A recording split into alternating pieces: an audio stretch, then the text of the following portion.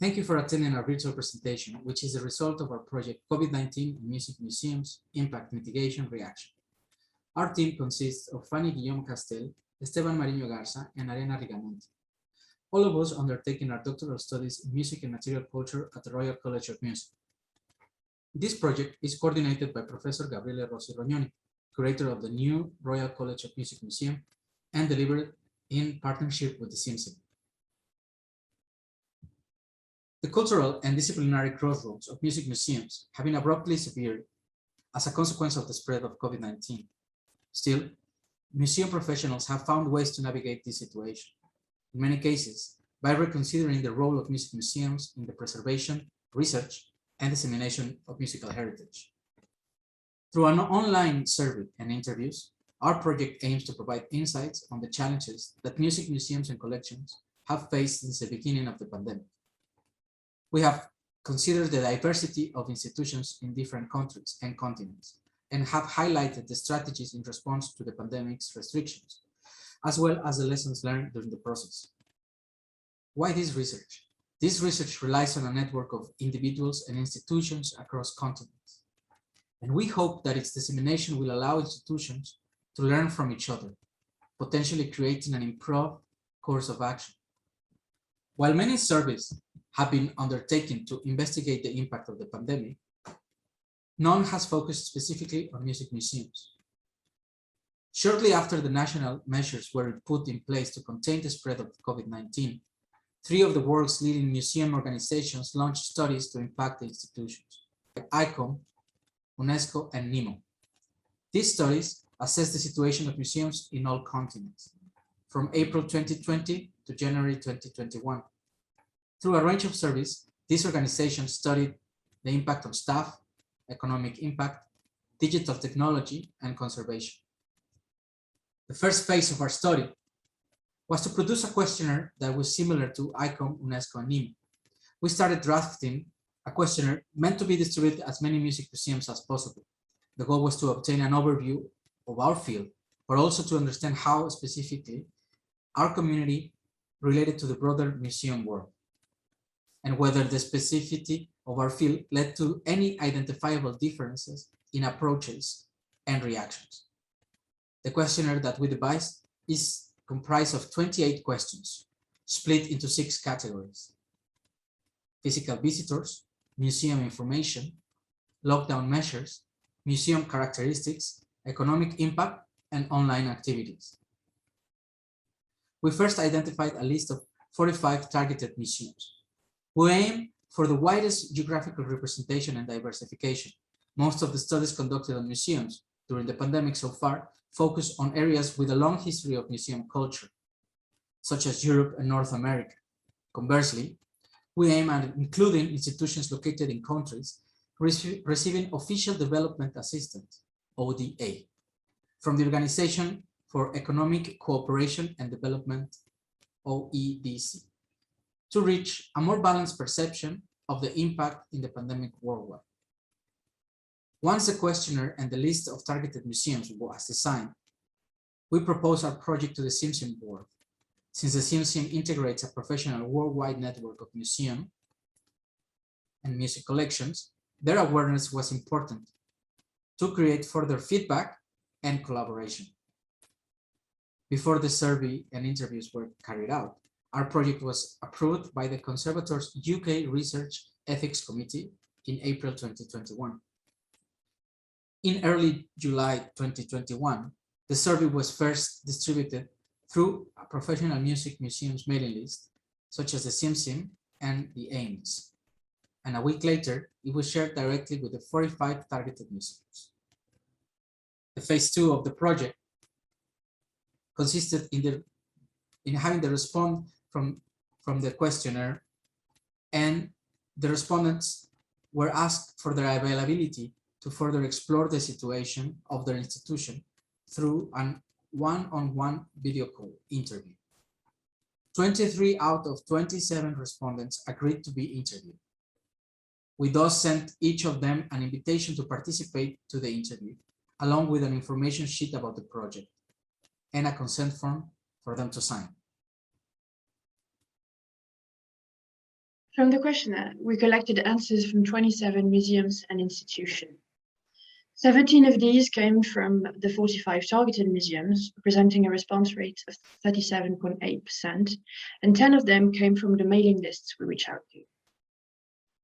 The participant museums are located in 18 different countries, spread over 4 continents, because unfortunately we didn't receive any answers from Oceanian countries.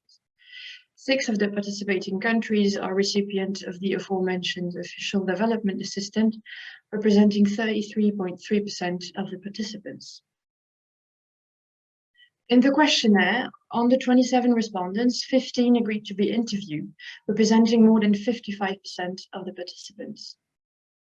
The interviewed museums are from 13 different countries, 4 of which are country recipients of the ODA, which represent 30.8%.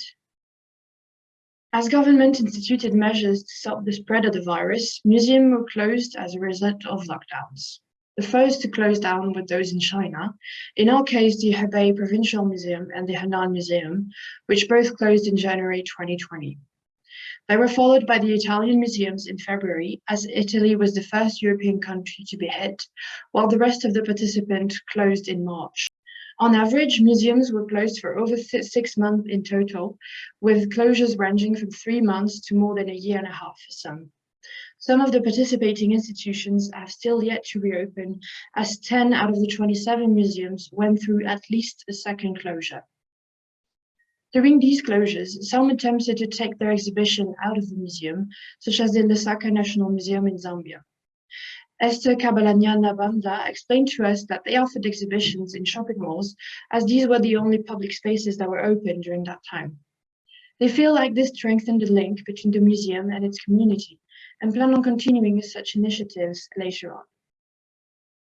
Music museums, in many cases, offer audio guides to the visitors, so we wondered how these could be kept in place with such strict protocols in place. In the interviewed museums, it turns out that audio guides have become private items.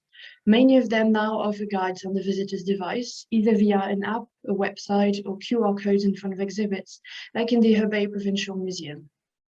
For some, like the Museum Vleehouse in Belgium, this was already in place prior to the pandemic, which proved to be very useful now. Many museum professionals feared that one of the impacts of the pandemic could be job loss. Fortunately, it appears from the NEMO survey that the majority of museums did not lay people off. Our study shows that the case was kind of similar for music museum, as 66.7% of respondents declared that their institution did not let people go. Conversely, this also shows that a quarter of the institutions did in fact end staff contracts. From the answers to the questionnaire and the interviews, it seemed that the pandemic emphasized previous underlying issues for many museums, notably regarding their resources. One of the questions of the questionnaire regarded the loss of income caused by the pandemic. As expected, the main loss of income actually comes from the lack of ticket sales, on which many institutions depend. Other sources of loss include venue hires or educational programs. It should also be noted that 11.5% of the respondents declared no loss of income because of the pandemic. Governments across the world attempted to respond to the economic crisis deriving from the pandemic by offering emergency funds. Many countries offer such funds to cultural institutions, as an important part of their income relies on the presence of physical visitors. Almost 3/4 of our respondents did in fact receive emergency funding, which is a very good news. With their facilities closed, many museums turned to the digital space to offer various online content. For our questionnaire, we offered to divide content in 8 categories based on what we had observed on the museum's social media and websites. Social media appears to have been the most widely used tools by the respondents to our study, as 92.6% of them used them. For the majority, these were tools that were already used before the pandemic. While on the other hand, content like virtual exhibitions or videos and live streams were for the most part produced for the first time during the pandemic. Overall, 85.2% of the museum surveyed feel that they have increased the production of online content because of the pandemic. Museum professionals needed to think outside of the box, quoting Ella Singsas from Norway, and to keep visitors connected with the museum in a new format, as Sarah Dieters from Edinburgh told us. However, many interviewed museums expressed difficulties of not having the right skills and tools to create quality digital content. This was also a new experience for the audience. For example, Mrs. Golnar-Sabahi from the Aeronaut Museum expressed the confusion of museum visitors who were not ready to find the contents online. We all agree that moving museum resources into digital realms dramatically increases their accessibility, and that is the feeling we got from most of the interviews. Guillermo Contreras and Jimena Palacios from Mexico stated that the digitalization of collection should be a priority, not only for sharing, but also for preserving the collection. However, researchers need to look at material objects, not only at a digitalized version. Mimi Weitzman from the Honeymoon Museum in London believes that the digital tool cannot be the only arrow in the quiver. It must be complemented by other means. Meeting people, for example, has not diminished in importance. The danger of the digital world is that false narratives are easily produced. Although it has many strengths, the digital world is largely unregulated, and ironically, this could be considered one of its strengths. But it is difficult at times to discern whether any given content is reliable or not. Mrs. Ruth Margaldi from Barcelona also expressed that the digital world is an uncertain one because we all use digital tools without knowing the social impact that they can have in a micro or macro scale. She also noted that one thing should not substitute the other. Cinema did not kill the theatre, the TV did not kill the radio. All these media can coexist. On the same line, Timothy de Pape in Antwerp expressed that physical and digital are not competing, they are complementing each other. Many interviewed museums stated that digital platforms allow to provide more content to the audience. For example, talking in depth about a performance with a musician. Natalia and Melina from the Russian National Music Museums summarized this concept by saying, we must use technology to emphasize the subject or idea, not to lose our message to the audience. When using the digital platforms, we should start with the main question, why we use this very platform and what can you give to the museum's content. The numbers of physical visitors drastically declined in 2020. Almost half of the respondents welcomed less than 10,000 visitors in 2020.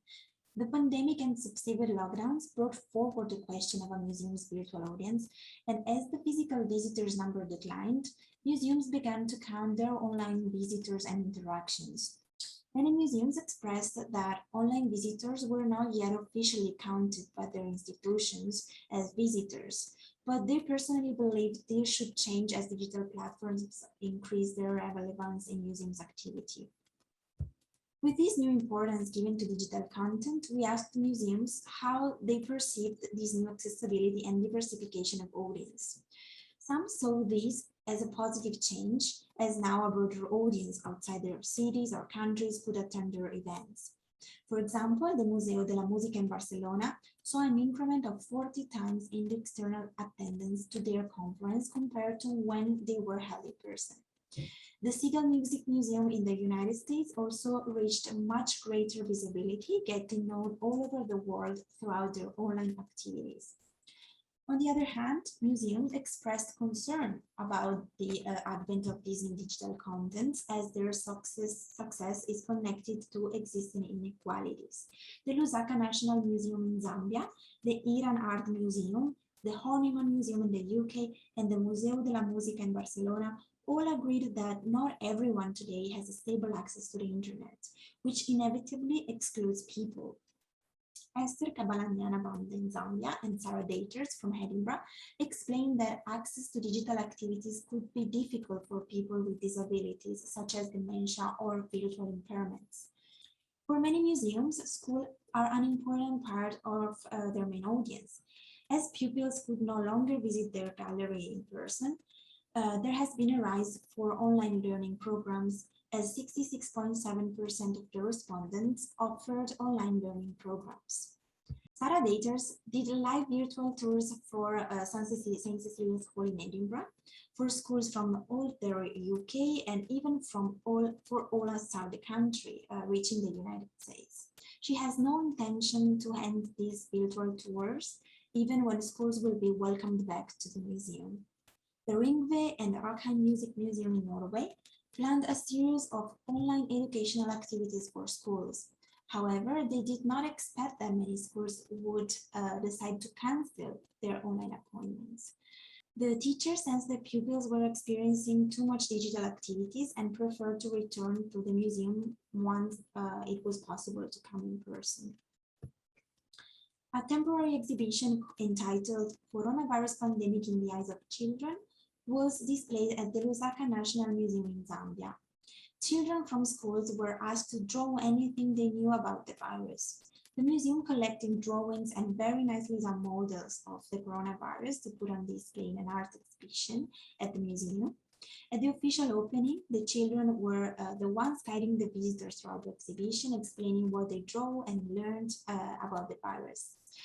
From this children's art exhibition, the Lusaka National Museum was able to collect and preserve COVID-related materials for future reference, and also add to the educational materials as teaching aids for the children's corner of the museum. Museum goers often expect music museums to offer concerts on instruments from the collection or not. Without the possibility of offering live concerts, some of the museums expressed their concern for not having the possibility to have local musicians.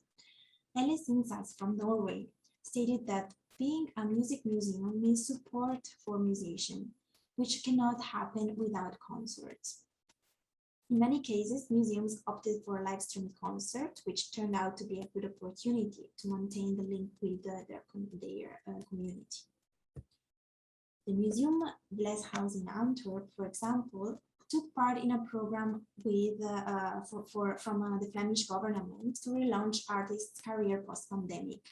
They invited 5 musicians under 30 for a concert series to be filmed within the space of the museum by young filmmakers from the city.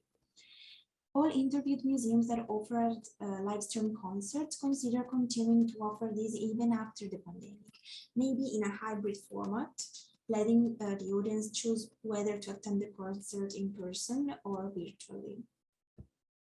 With the museum building emptied of visitors, some institutions had more time to spend in initiatives that had been postponed for quite some time. Natalie Emelina from the Russian National Museum of Music stated that there was more time to think and rethink the museum strategies. It was an opportunity to slow down and develop new ideas. Timothy De Pape from the Museum Blesch House in Antwerp believes that the pandemic turned out to be a catalyst to consider important issues that hadn't taken the time to ponder earlier. For example, the Museo Internazionale Biblioteca della Musica in Bologna took advantage of this extra time to create a virtual tour of the museum available on their website and an app to guide visitors throughout the exhibition. 2 initiatives that have already been programmed before COVID-19 hit. Not only objective data came out from the interviews, but a series of feelings and emotions showed through our chats.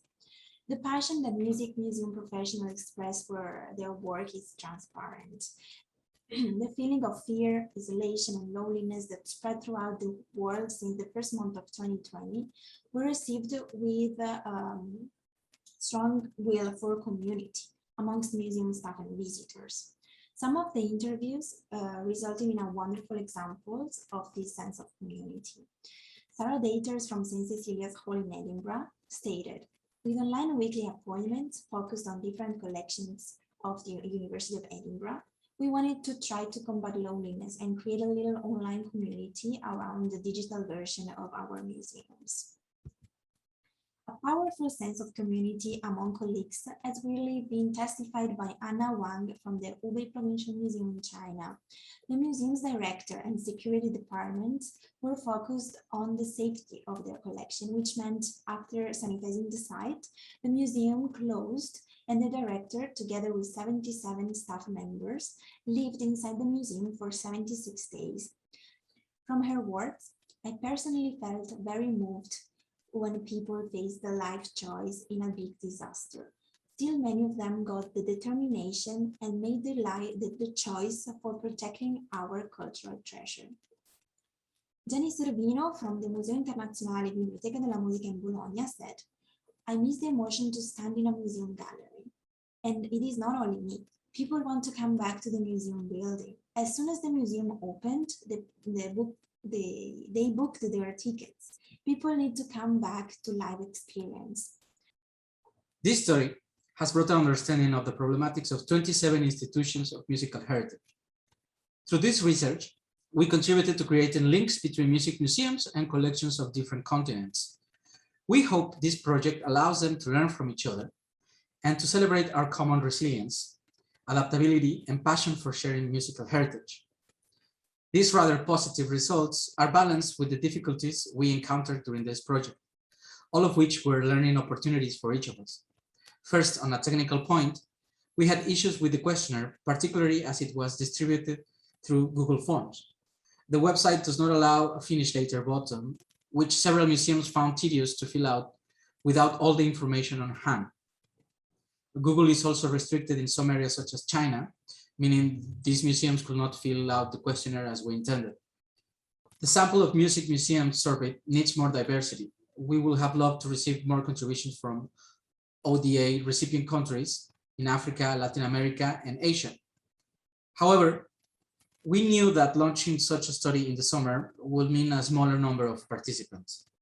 Overall, our study found that music museums were particularly impacted on an economic level due to the inability to sell tickets, which also led to a major drop in visitors.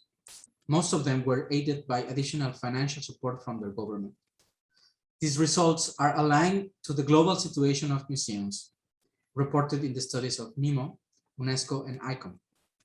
Only one aspect result difference.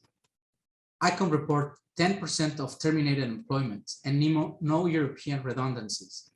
In contrast, our study counted that 25.9% of music institutions had to make redundancies.